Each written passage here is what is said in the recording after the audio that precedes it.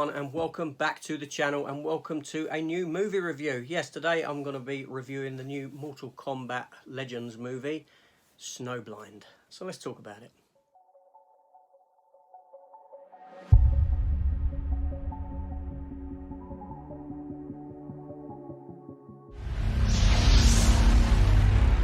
Okay, so Mortal Kombat Snowblind is the third movie in the animated Mortal Kombat films that we are currently getting. This film is directed by Rick Morales, who has previously worked as a producer on the last two animated Mortal Kombat movies, as well as on a wealth of the DC animated films that we get as well. Now, this film is rated 18 and it runs for 88 minutes. And I'll be honest with you, my favourite of the three. Okay, I'm not overly big on Mortal Kombat. I used to play it as a child. I did. I was in secondary school. I remember playing it on the old, games machines in clubs and things like that. I used to have it on, was it Sega or something like that? I'd had it on, and I've played it on the PlayStation, things like that. But my time with Mortal Kombat was spent during the original games, the first ones. I haven't played none of the latter ones, so I'm not aware of all of these characters or anything like that. However, I did enjoy the games. I enjoyed the first 1995 movie. I enjoyed the remake film that we got a little while ago, and I've been enjoying these animated movies, and like I said, no exception with this one. Now, when I saw the trailer for this one, I was a bit concerned about the animation style, but I'll come into that. So the story for this one is set in the future.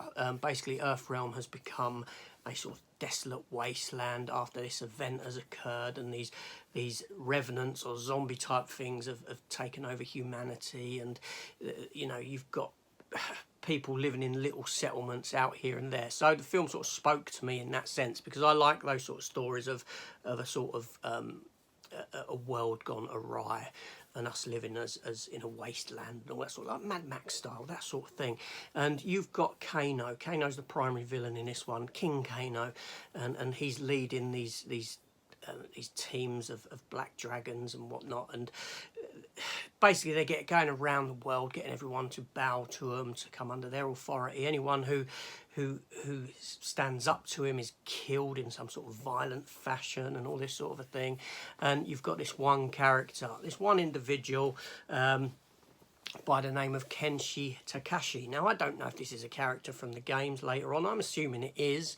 And you find out, a bit about him. He wants to stand up to him, but he gets blinded. He gets used by Shang Tsung, who is working with, reluctantly working with Kano, but has aspirations of his own to get back to how he was.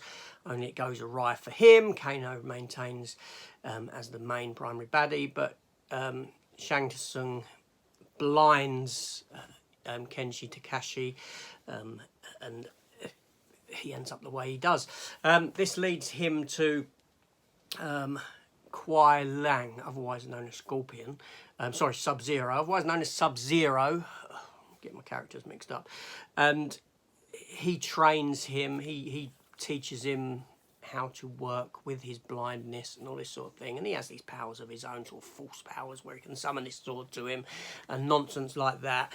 And and he manages to use his other senses to become a fantastic fighter and all this sort of thing. And they go up against Kano and his gang. You've got other characters in it like Tremor, Cobra. I'm assuming these are characters from the game later on. Like I said, I'm rather ignorant towards the later games. I've never played them because I'm not a gamer. But overall, so the animation in the film, I got very used to it. It's very sort of simplistic, but I got used to it. I had questions about the story as to why we are in a futuristic wasteland, what's happened, this sort of a thing, but those answers do come into play towards the end of the film in a sort of reveal that comes about.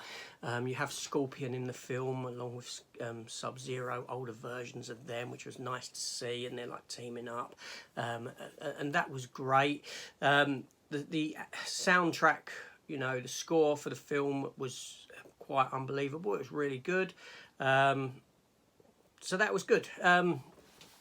there we go. So that's a positive side of it.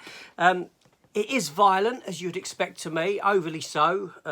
You know, it's quite fun to see. You've got heads being crushed under tyres, you've got decapitation, spinal cords being ripped out, you've got limbs being cut off, you've got eyes flying through the air. You know, they'll put in all of the you know, violence they can into these things, and it's quite gory in an animated sort of sense. That's nice to see. The end scene, the end battle scene, is a mixture of standard animation, like what the film is, and a sort of computer animated, rendered backdrop, shall we say, that they're fighting on and amongst, and that looks really good. I was really impressed with that.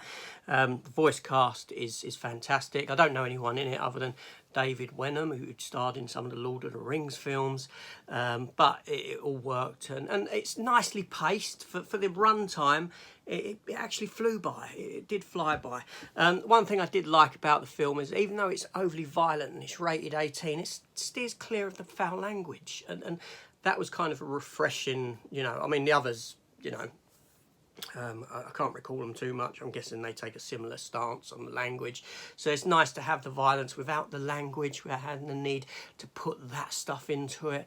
I felt that was good. So overall, like I said, this has got to be my favourite of the three of these films, because the story element sort of spoke to me, because I like that apocalyptic kind of wasteland setting. Interesting characters, interesting character arc. For Kenshi Takashi, I enjoyed his character arc throughout the story. Same with Sub-Zero and Scorpion come into it. Yeah, overall, positive. A really good film. I really enjoyed it. What can I say? So that's it. I'm going to leave it there. Leave me a comment if you so wish. Hit the subscribe button. Come join the channel. And I shall see you all later. Take care all, and goodbye. And there is nothing you can do to stop them.